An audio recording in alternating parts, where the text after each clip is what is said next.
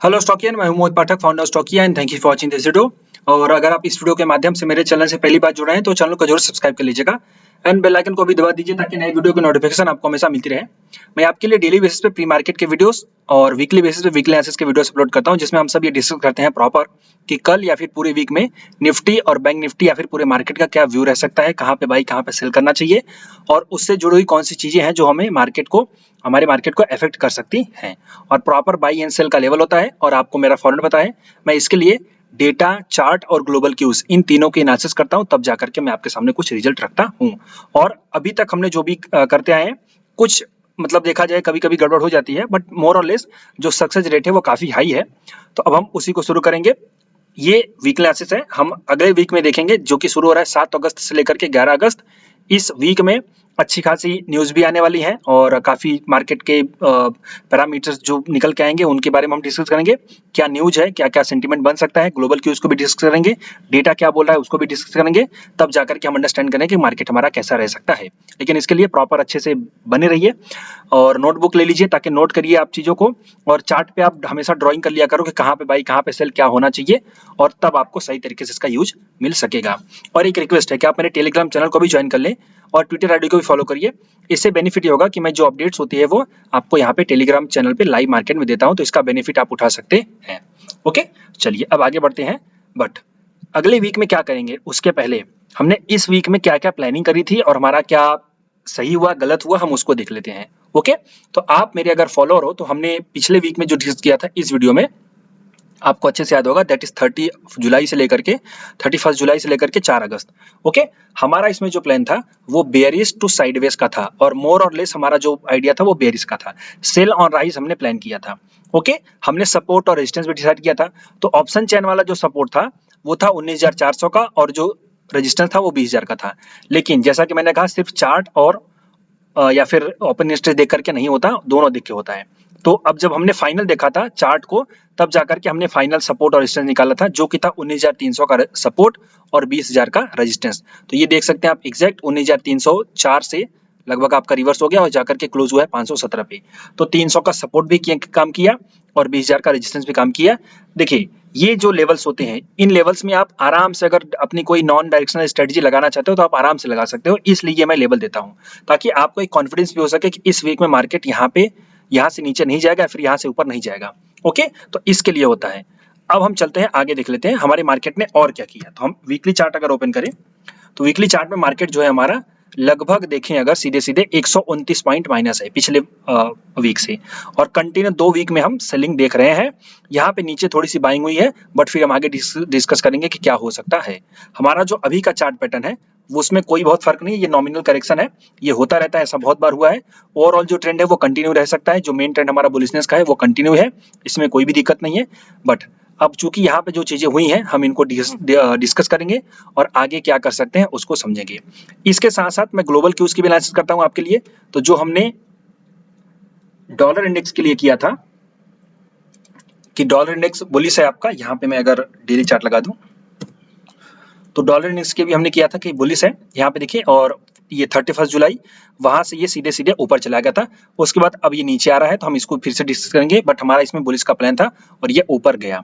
Okay, और उसके बाद हमारा जो 10 ईयर बॉन्ड यील्ड है इसमें भी बुलिश का प्लान था और रेजिस्टेंस फेस करेगा, इसका भी प्लान था, बट ये ऊपर जाकर के एक अच्छी खासी बेरी सिंगल्फिंग कैंडल बनाया है, तो अभी हम इसको फिर से डिस्कस करेंगे।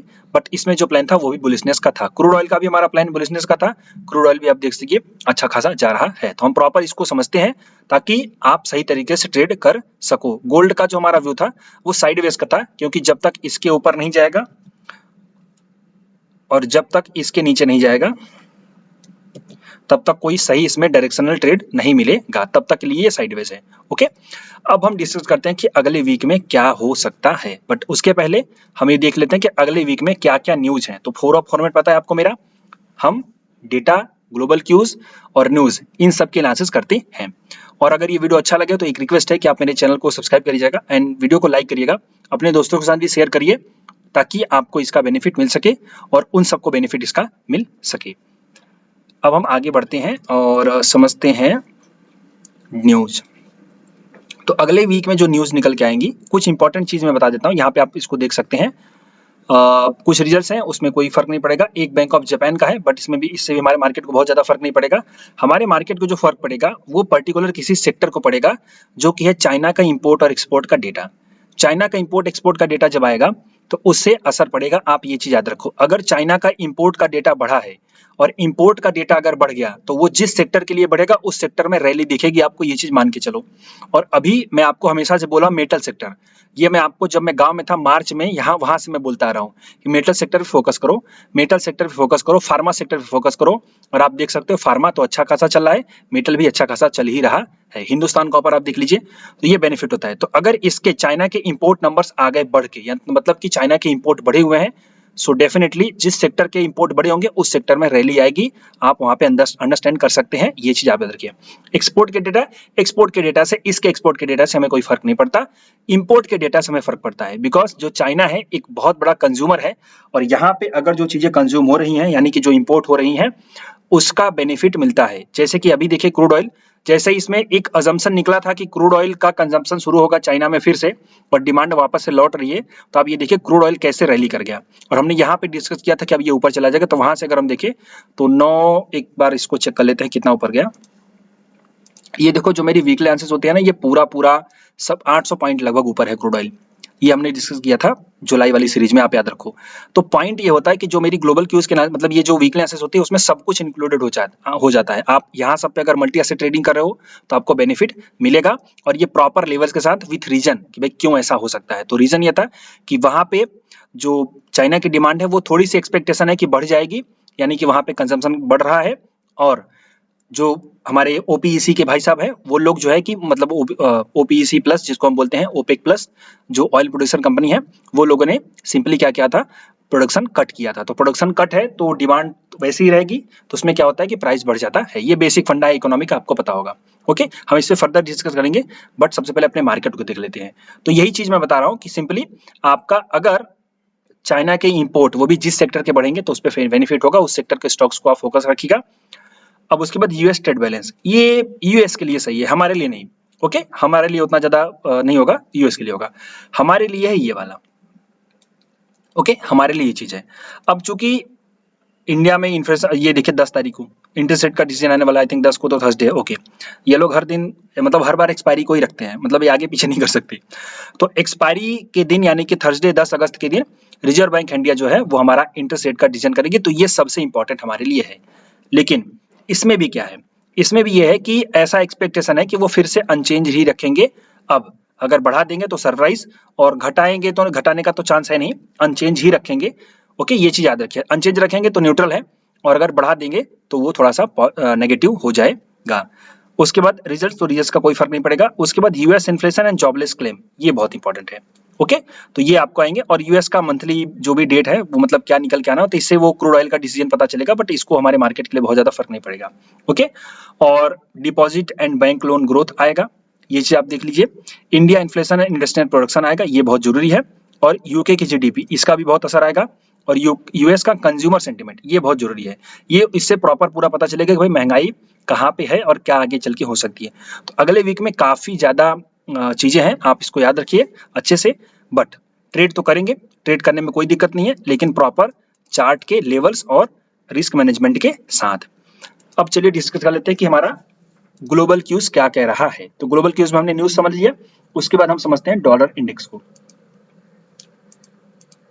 ये रहा डॉलर इंडेक्स। अब डॉलर इंडेक्स को अगर हम देखें तो ये क्लियर कट मैंने बताया था कि इसका जो ट्रेंड है वो नेगेटिव ही है, तो ऐसे ही ये होगा, ऐसे ही होगा। और ये देखिए फिर से यहाँ पे ट्रेंड लाइन को रिस्पेक्ट करके ये नीचे आ रहा है। अब ये अगर नीचे आ गया तो अच्छी बात है, लेकिन अगर ये यहाँ पे रुक करके हेड एंड शोल्डर बनाया और घूमा तो समझो इसका ट्रेंड चेंज हो जाएगा, और इसका ट्रेंड चेंज हो जाएगा तो ये प्राइस एक्शन की बात है। ओके, प्राइस एक्शन हमेशा काम नहीं करेगी, लेकिन अगर प्राइस एक्शन के साथ कैटलिस्ट हो, कैटलिस्ट यानी कि यूएस कोई ऐसा फैसला ले ले जिससे, या फिर कोई ऐसी वो डिसीजन ले ले जिससे उनके डॉलर को मजबूती मिलेगी, तो आप ये जरूर मानिए कि वहां पे अगर प्राइस एक्शन बनेगा यानी कि इनवर्स हेड एंड शोल्डर, और यूएस इसी बीच में कोई डिसीजन ले ले तो फिर ये बढ़ जाएगा। और ये अगर बढ़ेगा तो सीधे सीधे 108 रुपए तक पहला इसका टारगेट होगा। और ये अगर 108 तक जाएगा तो हमारा मार्केट और ज्यादा गिर जाएगा, या फिर साइडवेज तो हो ही जाएगा। अगर बहुत ज्यादा नहीं गिरेगा तो बढ़ने का चांस बिल्कुल भी नहीं है। लेकिन ये जब होगा तब, अभी के लिए आप इसमें कोई भी डरने वाली जरूरत नहीं है। ये जस्ट एक अजम्पशन है, प्लानिंग है जो मैं आपको बता रहा हूँ और मैं हमेशा आपके लिए करता हूँ। यहाँ पे भी मैंने किया था कि ये नीचे जाएगा, हमारा मार्केट ऑल टाइम हाई लगाएगा। आप देख सकते हो ऑल टाइम हाई लगा। हमेशा से मैं आपके साथ गाइड कर रहा हूँ जब से वीकली एनालिसिस मैंने शुरू करी है, आई थिंक पिछले साल से शुरू करी थी, और इसका जो हिट रेट है वो 90 के प्लस है, मतलब 90 के ऊपर। इसके बाद हम चलते हैं यूएस के 10 ईयर बॉन्ड यील्ड को देख लेते हैं। 10 ईयर का बॉन्ड यील्ड क्या बोल रहा है। अब 10 ईयर के बॉन्ड यील्ड में मैंने आपको बताया था कि इसका जो मेन ट्रेंड था वो तो नेगेटिव था, लेकिन यहाँ पे ये ट्रेंड चेंज कर रहा था शॉर्ट टर्म में, और अब देखो ये हाई बना करके ऊपर जा रहा था, लेकिन ये रेजिस्टेंस मैंने कहा था फेस करेगा, और इस जगह पे रेजिस्टेंस फेस करने के बाद ये नीचे आया, फिर से ऊपर गया। यहाँ पे भी रेजिस्टेंस फेस करने की उम्मीद थी, ओके, और ये भी था कि अगर ये रेजिस्टेंस फेस नहीं करेगा, ऊपर निकल जाएगा, तो इसमें दिक्कत आ सकती है। तो जो लोग नए हैं उनको बता दूं, डॉलर इंडेक्स अगर ऊपर जाएगा तो हमारा मार्केट नीचे जाता है या फिर साइडवेज हो जाता है, मतलब बढ़ता नहीं। 10 ईयर बॉन्ड यील्ड का चार्ट अगर ऊपर जाएगा तो हमारा मार्केट नीचे जाता है या फिर साइडवेज हो जाएगा, बढ़ता नहीं। और अगर ये नीचे जाएगा तो मार्केट बढ़ेगा, और अगर डॉलर इंडेक्स बढ़ेगा, सॉरी घटेगा, तो हमारा मार्केट बढ़ता है। तो बेसिकली ये एक दूसरे के उल्टा चलते हैं, आप इस पे ध्यान रखा करो। और इनका असर एकदम से 1-2 दिन में नहीं दिखता, थोड़ा लॉन्ग टर्म के लिए दिखता है, तो आप इस पे भी ध्यान रखो। Long term in the sense की असर आने में 2-4 दिन, 10 दिन या 10-15 दिन लेट हो सकता है। अब हम इसके आगे डिस्कस करते हैं कि आगे क्या कर सकते हैं। तो इसमें क्या हो सकता है, सिंपल, इसका जो चार्ट है अभी यहाँ पे मेन रेजिस्टेंस इसका बना हुआ है, और लगभग उसी एरिया से ये सेलिंग प्रेशर फेस कर रहा है। यहाँ पे एक अच्छी खासी बेरिश इंगल्फिंग कैंडल बनी है, तो ये इशारा कर रही है कि नेगेटिव है। लेकिन अगर इसके बाद कोई बुलिश कैंडल बन गई और उसने इस हाई को क्रॉस कर दिया जो कि बेरिश इंगल्फिंग कैंडल का हाई है, तो ये समझो अब ये कंफर्म हो गया कि इसका ट्रेंड बुलिश है और ये ब्रेकआउट वॉकआउट देकर के ऊपर निकल जाएगा। और ये अगर ऊपर निकल जाएगा तो वही हमारा मार्केट जो है कि थोड़ा सा बेरिश हो जाएगा, सिंपल। तो डॉलर इंडेक्स में भी हम देख रहे हैं वहां पे क्या बन रहा है, हेड एंड शोल्डर बन रहा है, बन जाएगा। और यहाँ पे भी ये चीज अगर हो जाएगी तो ये दोनों हमारे मार्केट को थोड़ा सा नेगेटिव जरूर कर देंगे, और अगर नेगेटिव नहीं करेंगे तो बढ़ने भी नहीं देंगे। ये चीज आप मान के चलिए, ये बेसिक फंडा है, और इसको होने में अभी 1-8 महीने लगेंगे। तो ऐसा एकदम जल्दी से डरने की जरूरत नहीं है। और मैं हमेशा से बोल रहा हूँ, पिछले वीक से भी बोल रहा हूँ कि अभी इतना जल्दी डरने की जरूरत नहीं है। साइडवेज रहेगा मार्केट, पूरा अगस्त तक हमारा मार्केट ऊपर नीचे करेगा। हाँ, बहुत ज्यादा गिरेगा नहीं और बहुत ज्यादा बढ़ेगा भी नहीं। और इसके बाद अगर हम देखें तो गोल्ड में कोई अभी व्यू नहीं है, गोल्ड में वही है कंटेक्ट, मतलब इसके जब तक ऊपर नहीं निकलेगा और इसके जब तक नीचे नहीं निकलेगा तब तक कोई ट्रेंड नहीं है। क्रूड ऑयल, तो क्रूड ऑयल थोड़ा सा बुलिश है, और ये अभी और बुलिश रह सकता है। अब ये क्या बनाएगा, ये बेस बनाएगा, यहाँ पे ऊपर निकलेगा, बेस बनाएगा, फिर इसके बाद आएगा, फिर उसके बाद तब चलेगा। तो ये इसका जो थोड़ा सा बेस है अब ये बुलिश हो चुका है, लेकिन इसमें जो फाइनल रेंज है 7,725, जब तक इसके ऊपर प्रॉपर क्लोज नहीं होगा तब तक इसका एकदम लॉन्ग टर्म के लिए ट्रेंड चेंज नहीं होगा। इसके नीचे ये सेलिंग प्रेशर फेस करके नीचे आ सकता है, ये चीज आप मान के चलिए। तो यहाँ से थोड़ा सा ऊपर जाएगा, बट जब तक इसके नीचे, मतलब इसके ऊपर नहीं जाता, तब तक इसका मेन ट्रेंड जो है कि आपका नेगेटिव ही रहेगा। शॉर्ट टर्म के लिए बुलिश हो सकता है, ये चीज आप मान के चलिए। इससे असर क्या होगा, इससे बहुत ज्यादा असर नहीं पड़ेगा, कुछ पर्टिकुलर सेक्टर को, जैसे कि कंज्यूमर के सेक्टर हैं, उनको दिक्कत होगी, ये बात मान के चलिए, और ज्यादा इससे नहीं। अब हम चलते हैं डेटा देख लेते हैं। तो डेटा हमारे पास क्या है, सबसे पहले FIS-DS डेटा देखेंगे। FIS-DS डेटा अगर हम देखें तो गोरो ने क्या किया, गोरो ने सेलिंग करी है, ऑप्शन की बाइंग करी है, यहाँ पे भी ऑप्शन की बाइंग करी है, यहाँ पे सेलिंग हो गई थी ऑप्शन की। मतलब यह है कि वो थोड़े से न्यूट्रल हैं, मतलब अगर हम पिछले वीक में देखें तो उन्होंने सेलिंग जरूर करी है, लेकिन उनका बहुत ज्यादा अग्रेसिव सेलिंग नहीं है, ये आप मान के चलो, अग्रेसिव सेलिंग उनके अंदर नहीं है। ये जस्ट ट्रेडिंग कर रहे हैं, ट्रेडिंग की पोजीशन इन्होंने बना रखी है, तो ट्रेडिंग कर रहे हैं, मतलब मार्केट को ऊपर नीचे करके अपना प्रॉफिट कर रहे हैं, बस, और कुछ नहीं। ओके, ये मान के चलिए। आगे का असर, आगे भी यही करेंगे, बहुत ज्यादा बेरिश और बहुत ज्यादा बेरिश, बहुत ज्यादा बेरिश और बहुत ज्यादा बुलिश पोजीशन ये लोग नहीं बनाएंगे, ये न्यूट्रल रहेंगे। न्यूट्रल मतलब कि ट्रेडिंग करेंगे, मतलब मार्केट हमारा वोलेटाइल रहेगा, ये हमें पता चला है। उसके बाद अगर हम एडवांस डिक्लाइन रेशियो देखें तो एडवांस डिक्लाइन रेशियो में अगर हम सिंपल चलते हैं यहाँ पे, तो निफ्टी का, एक मिनट, एडवांस डिक्लाइन रेशियो यहाँ पे था पिछले, ये खैर पिछले दिन का है, इसे कोई फर्क नहीं पड़ेगा खास। हम एक बार सेक्टर देख लेते हैं, सेक्टर में क्या है। तो सेक्टर अगर सिंपली देखें तो गेनर्स, तो यहाँ पे कौन कौन से सेक्टर में बेरिशनेस आई, तो सबसे ज्यादा जो बेरिश हुए, एक मिनट,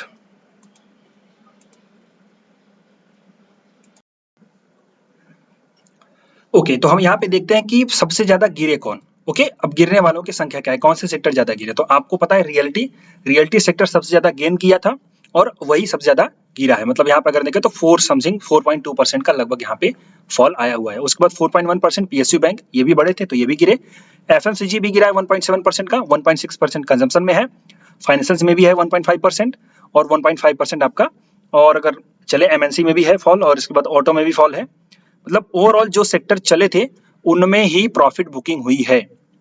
अब इसमें जरा आप इस बात पे गौर करो कि जो सेक्टर शुरू से बुलिश थे, मतलब पिछले साल जून जुलाई से जो बुलिश थे, उनमें प्रॉफिट बुकिंग आई है।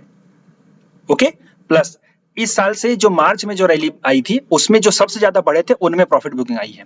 लेकिन जिन सेक्टर्स ने मई और जून से चलना शुरू किया, जिन सेक्टर्स ने मई और जून से चलना शुरू किया, उन लोगों में अभी भी प्रॉफिट बुकिंग नहीं आई है।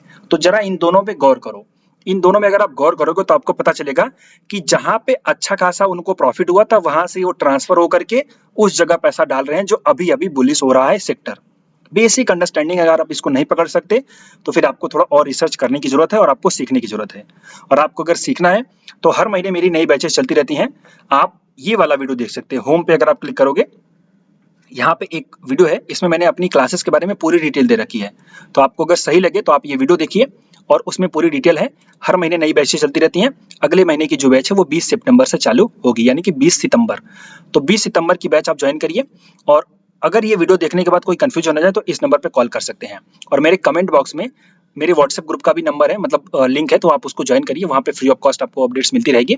और टेलीग्राम चैनल तो जरूर ज्वाइन कर लीजिए। तो बेसिकली अगर आपको सीखना है, मुझसे सीखना है, तो आप ये कोर्सेज ज्वाइन कर सकते हैं। 5000 की फीस है, बहुत ही नॉमिनल फीस है, आपको काफी कुछ लर्निंग मिलेगी। अब हम जरा दूसरी चीज देख लेते हैं। तो यहाँ पे अगर देखें तो सेक्टर वाइज अगर हम आके जाते हैं तो यहाँ पे देखिए फॉल हुआ है, मतलब आईटी सेक्टर में गेन हुआ है, फार्मा में गेन हुआ है, मतलब हेल्थ केयर जो मैंने बताया था, स्मॉल कैप 50 में हुआ है, मिड कैप सिलेक्ट में गेन हुआ है, कंज्यूमर ड्यूरेबल्स में गेन हुआ है। और इसके बाद अगर देखें तो जो है निफ्टी मिड कैप 50, वहां पे थोड़ा सा गेन है, मतलब वो थोड़ा सा गेन है, मतलब बहुत ज्यादा नहीं है। ओके, अब हम चलते हैं कि क्या करना है। तो अगर मार्केट यहां से रिवर्स होना भी होगा तो हमें फोकस करना है किन सेक्टर्स पे, जो कि है आपके आईटी सेक्टर के। आईटी सेक्टर पे फोकस करना है, फार्मा पे फोकस करना है, और हमें फोकस करना है निफ्टी 50 डिविडेंड पॉइंट्स इस वाले सेक्टर में, और यहाँ पे माइक्रो कैप 250 यहाँ पे फोकस करना है। अब आपको लगेगा भाई सर जी इसमें कौन कौन से स्टॉक है, तो इस पे आप क्लिक करो, यहाँ पे देखो स्टॉक्स, तो ये स्टॉक्स है, इन सब पे आप फोकस करो। और आपको पता होगा ये सब देखो, आप स्टॉक देखो अगर कैनीज, उज्जीवन, ये सब, तो आप यहाँ इन स्टॉक से फोकस करो, आपको ज्यादा बेनिफिट मिलेगा। मतलब बुल साइड अगर आपको ट्रेड लेना है तो बुल साइड आप यहाँ पे ट्रेड ले सकते हो। अब इसके बाद हम चलते हैं अपने पूरे मार्केट के देख लेते हैं, निफ्टी बैंक निफ्टी का हमारा क्या व्यू रहेगा। तो हमने ये देख लिया, उसके बाद हम देखेंगे ऑप्शन चेन। तो निफ्टी पे हम क्लिक करते हैं, फ्यूचर वाई देख लेते हैं। तो फ्यूचर वाई जो है हमारा, यहाँ पे हमने क्लियर कट देखा था, लॉन्ग अनवाइंडिंग चालू थी और अभी तक लॉन्ग अनवाइंडिंग हुई 2 अगस्त तक। उसके बाद मार्केट में शॉर्ट बिल्टअप चालू हो गया। क्लियर क्या हो गया, शॉर्ट बिल्टअप चालू हो गया। यहाँ पे मार्केट थोड़ा सा बड़ा है, फिर भी ओपन इंटरेस्ट बड़ा है। तो यहाँ पे जो व्यू निकल के आ रहा है ना, वो ये मतलब कंफ्यूजन वाला है। कंफ्यूजन वाला व्यू ऐसे है कि भाई मार्केट गिरा गिरा गिरा, ओके, और उस केस में ओआई हमारा घटा, तो ये लॉन्ग अनवाइंडिंग हो गई। लेकिन इसके बाद जब मार्केट नीचे गया तो तुरंत वहां पे फिर से ओपन इंटरेस्ट का बिल्डअप हो गया और मार्केट थोड़ा सा ऊपर है। तो अब हम चलते हैं निफ्टी का जरा चार्ट ओपन कर लेते हैं।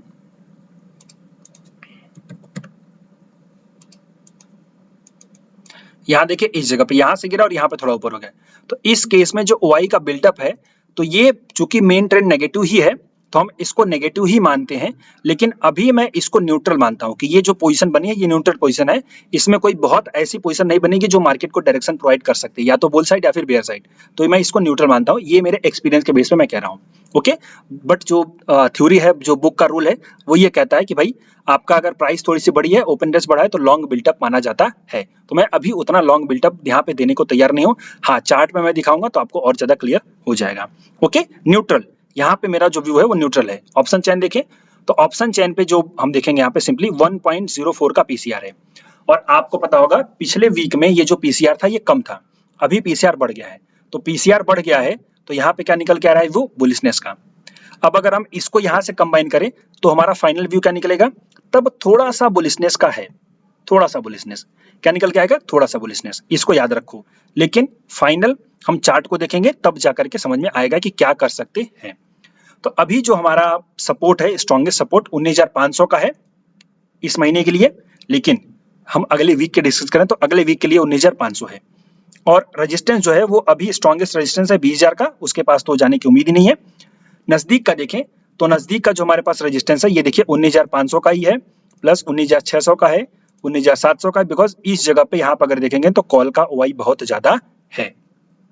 चेंज अगर हम देखें तो चेंज जो हुआ है यहाँ पे देखिए 550, 500, 450 और 400, यहाँ पे कॉल का ओपन इंटरेस्ट में अनवाइंडिंग हुई है, यानी कॉल का अनवाइंड हुआ है, मतलब यहाँ पे थोड़ी सी बुलिश पोजीशन बनी है। यहाँ पे भी पुट का एडिशन हुआ है, मतलब यहाँ पे भी बुलिश की पोजीशन बनी है, इसलिए 19,500 थोड़ा सा सपोर्ट का काम कर सकता है।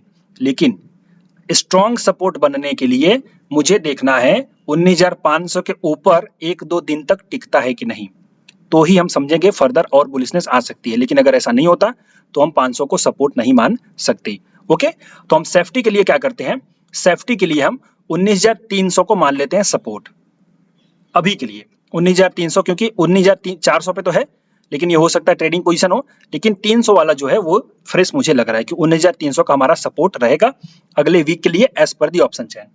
ओके, अब हम रेजिस्टेंस देखते हैं तो 19,800 का हमारे पास रेजिस्टेंस है, तो 300 का नीचे की तरफ सपोर्ट और 800 का रेजिस्टेंस। ये देखो वाई तो यहाँ पे ज्यादा है, मुझे इसको सपोर्ट मान लेना चाहिए, लेकिन मैं आपको एक्सपीरियंस के बेस पे कर रहा हूँ। आप तो वरना भी चार्ट, आप तो चार्ट देख करके चले जाओगे, आप डेटा देख करके चले जाओगे, तो फिर मेरा वीडियो देखने का मतलब क्या हुआ। एक्सपीरियंस जो बोलता है उसको मैं बता रहा हूँ। तो यहाँ पे 19,300 का हमारा सपोर्ट होगा, 19,800 का हमारा रेजिस्टेंस होगा, हम इसको मान के चलते हैं ऑप्शन चेन के हिसाब से। अब हम चलते हैं सिंपल अपने चार्ट को देख लेते हैं। चार्ट में आपको 4 घंटे वाला ओपन करूंगा, आपको मेरा पता है मेरा फेवरेट टाइम फ्रेम। 4 घंटे के चार्ट में अभी जो प्राइस एक्शन बन के आ रहा है वो लोअर लोज का बन के आ रहा है। अब लोअर लोज के प्राइस एक्शन में क्या करते हैं, सेल ऑन हाई करते हैं, सेल ऑन राइज करते हैं। ओके, तो सेल ऑन राइज का हमारा होगा, क्यों, क्योंकि ये रेजिस्टेंस है यहाँ पे एक, और ये भी रेजिस्टेंस है यहाँ पे, और ये एक एरिया है पूरा पूरा रेजिस्टेंस का, ये गैप फिल हो सकता है, बट उसके लिए नीचे कोई प्राइस एक्शन बनेगा बुलिशनेस वाला जो यहाँ तक पहुंचेगा। ओके, तो अब हम समझते हैं कि हमारा ट्रेडिंग का प्लान कैसा होना चाहिए अगले वीक में। तो अगले वीक में जो हमारा फाइनल ट्रेडिंग का प्लान होना चाहिए, आप ये याद रखो, यहाँ पे इस लेवल को कर दो ऐसे बढ़िया से फिक्स, जो कि है आपका 19,700 से लेकर के 19,798 यानी 800 का। यहाँ पे अगर आता है तो एक बार हम थोड़ा सा सेलिंग का प्लान करेंगे, मतलब ये पोजिशनली के लिए बात कर रहा हूँ, इंट्राडे के लिए तो मैं हर दिन प्री मार्केट की वीडियो बनाता हूँ। मतलब यहाँ पे थोड़ा सा मार्केट सेलिंग प्रेशर फेस कर सकता है। और नीचे जो सपोर्ट है, तो नीचे का जो सपोर्ट है मैंने आपको बताया 19,000 का ये सपोर्ट है, 19,300, 295, तो 295 का ये सपोर्ट है। ओके, अब 19,300 का जो मुझे ऑप्शन चैन पे भी दिख रहा है सपोर्ट की, हाँ वैसे तो 500 का ही सपोर्ट है, यहाँ पे पुट का वही ज्यादा है, लेकिन 300 में सेफ्टी के लिए ले रहा हूँ क्योंकि हो सकता है 300 तक स्ट्रेच हो जाए। ओके, और यहाँ पे चार्ट में भी वही चीज दिख रही है, तो हम इसको 300 का ही मान के चलते हैं फिलहाल फर्दर। ओके, मतलब 300 नहीं टूटने की पॉसिबिलिटी है, लेकिन अगर टूटने वाला होगा तो वो भी मैं आपको बता देता हूँ सिंपल। अगर मार्केट नीचे जाने लगे उस केस में ये 500 का पुट का ओवाई कम और कॉल का ओवाई ज्यादा, 400 का कॉल का ओवाई ज्यादा और पुट का ओवाई कम हो जाए, तो ये समझो कि 300 के नीचे जा सकता है। और अगर 300 के पास पहुंच जाए तो उस केस में देखना है कॉल का ओवाई ज्यादा और पुट का ओवाई कम है कि नहीं। अगर कम हो रहा है, कॉल का ओवाई बढ़ रहा है, तो समझो 300 भी तोड़ सकता है। तो ये आपको मैं इशारा भी कर देता हूं कि आप खुद से पकड़ सकते हो कि क्या गिरने वाला भी है या फिर नहीं। ओके, उसके आगे तो 300 का हमारा सपोर्ट होगा अभी के लिए फिलहाल उस वीक के लिए, और ये जो रेजिस्टेंस होगा 19,800 का। तो ये मेरा दोनों वही उसी तरह से इशारा कर रहे हैं, मतलब ये रेजिस्टेंस और ये हमारा सपोर्ट। इतनी छोटी सी रेंज है अगले वीक के लिए। आप बोलोगे सर जी अगले वीक में बहुत ज्यादा न्यूज है और यहाँ पे छोटी सी रेंज दे रहे हो, 500 पॉइंट की रेंज है। भाई चार्ट पे जो दिख रहा है मैं वो बता रहा हूँ, मेरी अपनी मर्जी से मैं नहीं बता रहा हूँ, जो चार्ट बोल रहा है, जो डेटा बोल रहा है, मैं उसको समझा रहा हूँ आपके सामने। अब इसमें टूटने वाला होगा तो मैं ये भी बता देता हूँ, कॉल का वाई गिरने लगेगा, पुट का वाई बढ़ने लगेगा।